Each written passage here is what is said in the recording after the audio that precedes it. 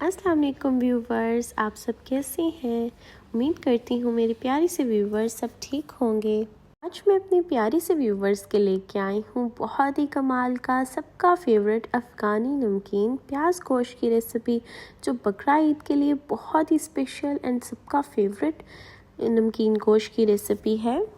ये वो गोश्त की रेसिपी है जो बनाने में बहुत ही आसान है और बिगिनर्स के लिए बहुत ही हेल्पफुल रेसिपी है, और खाने में तो ये बहुत ही मज़े की बनती है। और बेस्ट पार्ट ये कि कुछ ही स्पाइसेस में हमारा बहुत ही मज़ेदार सा नमकीन गोश्त रेडी होगा।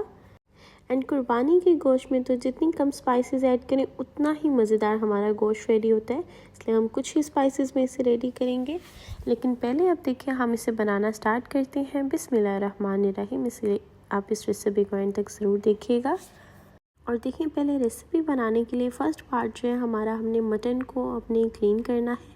और मटन की जो स्मेल है और उसे अच्छे से वॉश और क्लीन करने के लिए यहाँ पे देखिए पहले हमने ले लिया है मटन। उसके अंदर मैंने 2-3 टेबलस्पून ऐड कर दिया है विनीगर, एंड देन उसमें मैंने वाटर ऐड करके इसे 10 to 15 मिनट्स के लिए रख दिया था। एंड 15 मिनट्स के बाद आप इसकी लुक देख सकते हैं कि हमारा जो मटन है वो अच्छे से क्लीन हो चुका है, और वो जो रेडनेस थी वो सारा जो है मतलब ब्लड वगैरह होता है वो बिल्कुल फिनिश हो गया वो वाटर में। एंड गोश्त हमारा जो है वो बिल्कुल क्लीन हो गया। ये देखिए यहाँ पे बिल्कुल क्लीन हो गया। अब हम लोगों ने इसे अच्छे से 1 से 2 पानी में अच्छे से हमने इसे वॉश कर लेना है।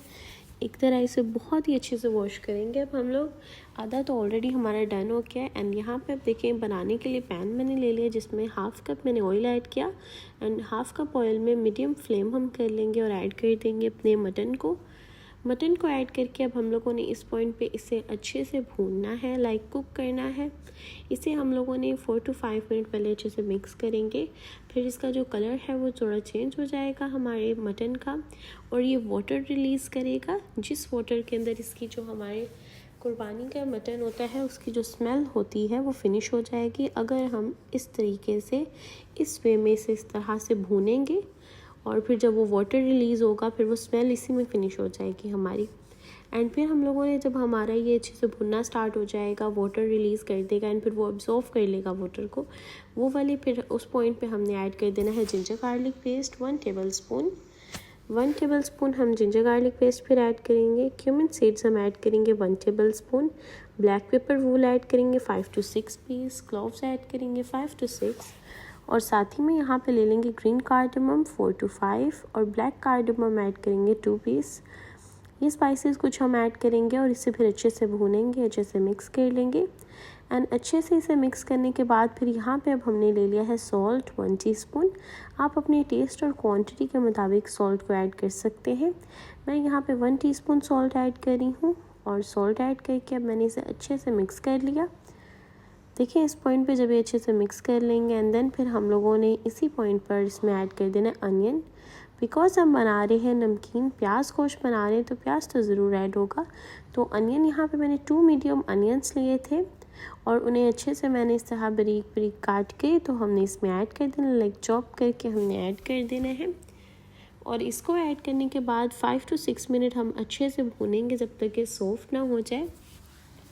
और जब ये हमारा गोश्त के अंदर अच्छे से सॉफ्ट हो जाएगा, थोड़ा सा भुन जाएगा, ये देखिए इस तरह आप इस पॉइंट पे देख सकते हैं ना कि ऑयल के अंदर हमारा जो अनियन है वो सॉफ्ट होना स्टार्ट हो गया।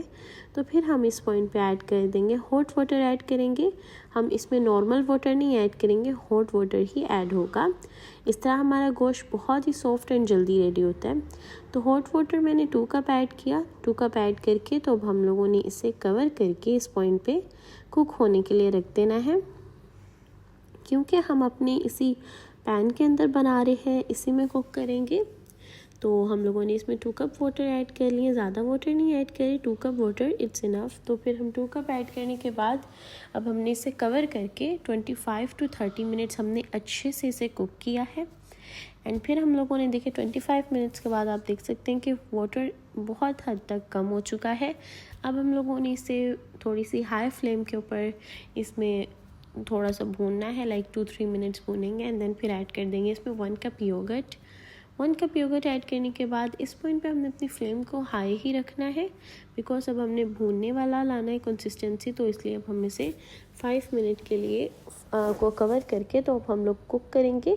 But high flame per. And us point پہ دیکھیں میرے پیارے سے ویورز، یہاں پہ ہماری جو گوشت کی لک ہے آپ دیکھ سکتے ہیں کہ اس نے آئل کو ریلیز کر دی ہے اور یہ بھوننے والی سٹیج پہ آ چکا ہے. اب ہم اس میں اپنی کچھ اسپائسیز ایڈ کریں گے، جیسے کہ کورینڈر پاؤڈر میں نے لے لیا 1/2 ٹیبل اسپون، کیومن پاؤڈر میں نے لے لیا 1/2 ٹیبل اسپون، یہ دونوں ہم نے ایڈ کر دی. اینڈ یہ دونوں ایڈ کرنے کے بعد اب دیکھیں ہمارا جو گوشت ہے یہ آلموسٹ ڈن ہونے والا ہے، کیونکہ ہماری گوشت میں ہم نے کچھ ہی اسپائسیز سے تیار کرنا ہے. تو بلیک پیپر پاؤڈر ایڈ کریں گے 1 T spoon, 1 T spoon black paper powder add کریں گے. اینڈ اسے 2 سے 3 منٹ اب ہم اچھے سے بھونیں گے، ایک دفعہ مکس کریں گے اسے. اینڈ دیکھیں یہاں پہ میرا بہت ہی مزیدار، بہت ہی ذائقے دار، لذیذ سا، کمال سا ہمارا جو گوشت پیاز ہے، جو نمکین گوشت ہمارا ریڈی ہو چکا ہے. دیکھیں ہمارا افغانی نمکین پیاز گوشت ہمارا ریڈی ہو چکا ہے، جو بہت ہی ٹیسٹی، بچوں بڑوں سب کا فیوریٹ ہے. اینڈ بگنرز کے لیے بہت ہی اسپیشل ریسیپی ہے، کیونکہ بہت ہی جھٹپٹ سے ریڈی ہوتا ہے اینڈ بہت ہی مزیدار ہوتا ہے.